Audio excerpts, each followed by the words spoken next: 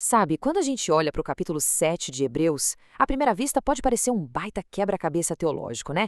Cheio de nomes e leis antigas, mas a verdade é que, no fundo, ele responde a uma das maiores perguntas da nossa existência. Como é que a gente pode se conectar com Deus de um jeito definitivo?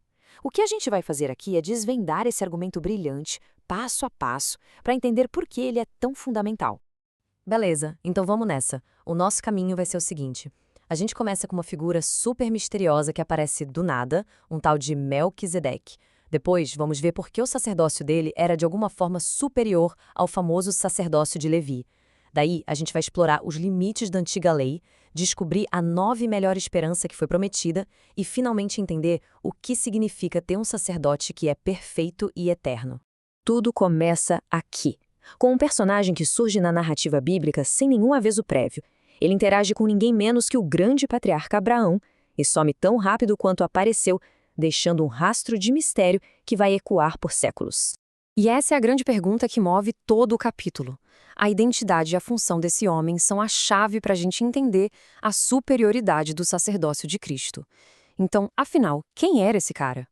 Olha que curioso, a única vez que a gente vê esse personagem na história da Bíblia é lá em Gênesis capítulo 14.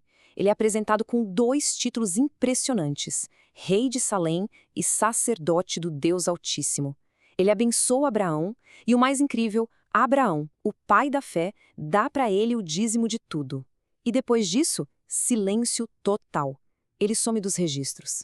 Para a gente sacar a importância dele, a gente precisa entender um conceito chave para a Bíblia inteira, a tal da tipologia. Pensa assim, um tipo é como se fosse uma sombra, sabe? Um rascunho, um modelo que aponta para algo muito maior que ainda está por vir. Melquisedeque não é Cristo, mas ele é um retrato vivo, uma prefiguração intencional do sacerdócio de Cristo.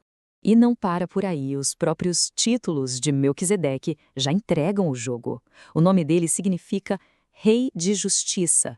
O título Rei de Salém significa Rei de Paz. Justiça e paz, juntas numa só pessoa? Isso não é coincidência de jeito nenhum. É um sinal claríssimo apontando lá na frente para o Messias, que trairia a verdadeira justiça e a paz definitiva com Deus. Ok, agora que a gente já sabe quem é a Melquisedeque, o autor de Hebreus faz uma coisa genial. Ele pega aquele encontro super rápido lá de Gênesis e constrói um argumento poderoso.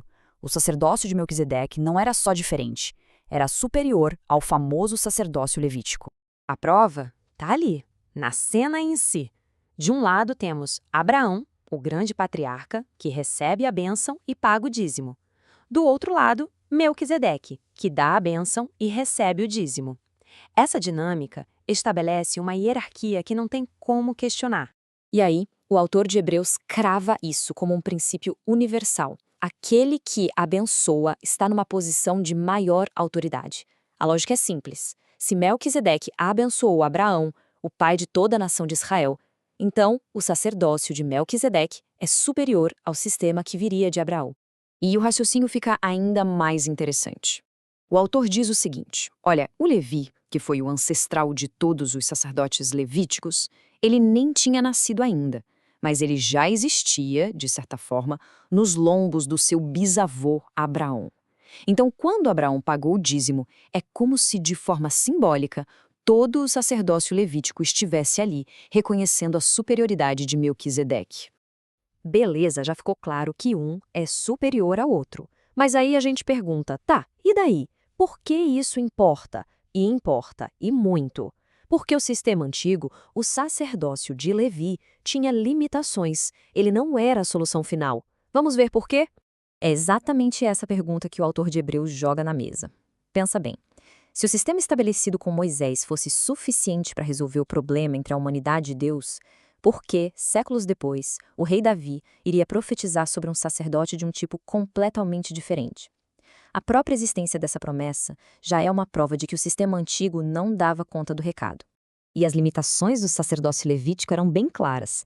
Primeiro, era um sistema baseado em linhagem, não em mérito. Era temporário porque, os sacerdotes morriam e precisavam ser substituídos.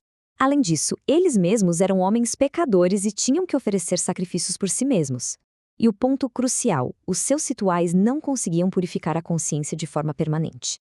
E essa linha do tempo é fantástica para a gente entender o plano geral. Olha só, A ordem de Melquisedeque aparece antes da lei. A promessa de um sacerdote como ele aparece durante a lei. E tudo isso culmina no cumprimento em Jesus. Isso mostra que o sistema levítico sempre foi uma fase, uma ponte, e não o destino final. Então, se o sistema antigo era limitado, qual é a solução? A resposta não foi uma invenção de última hora.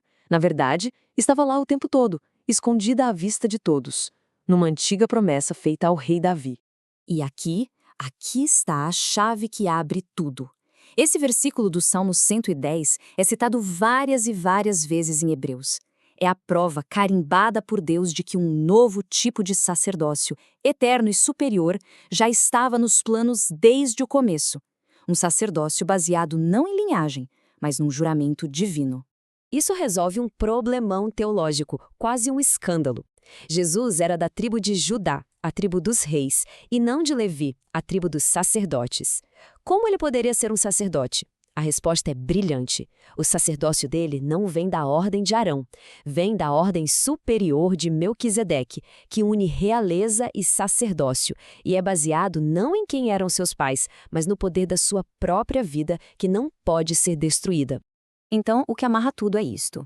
Enquanto os sacerdotes levíticos simplesmente assumiam o cargo, o sacerdócio de Cristo foi selado com um juramento do próprio Deus.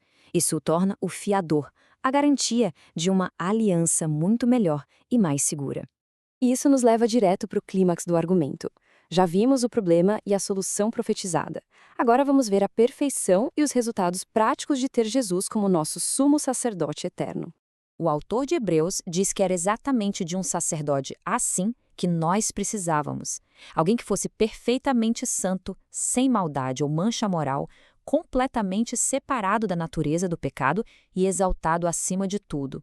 Somente um sacerdote perfeito poderia representar pecadores diante de um Deus perfeito.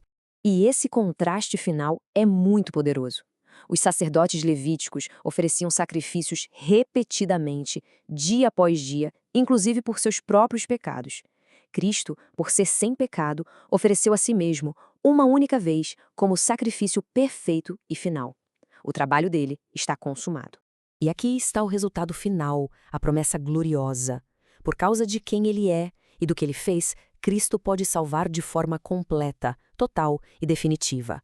E como ele vive para sempre, seu trabalho de intercessão por nós nunca cessa. Resumindo, o sistema antigo, a lei, nomeava homens mortais, falhos e fracos. Mas a palavra do juramento de Deus, que veio depois e é superior à lei, nomeou o Filho, que é perfeito, divino e eficaz para todo sempre. É a troca da fraqueza pela perfeição eterna.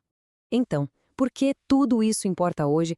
Porque significa que a nossa esperança não está num sistema frágil, mas numa pessoa viva e eterna. Significa que não são necessários outros mediadores, pois Cristo é totalmente suficiente. Podemos nos aproximar de Deus com confiança, porque o caminho foi aberto de uma vez por todas. A obra está feita, e a pergunta que fica é: vamos confiar nesse sacerdote perfeito?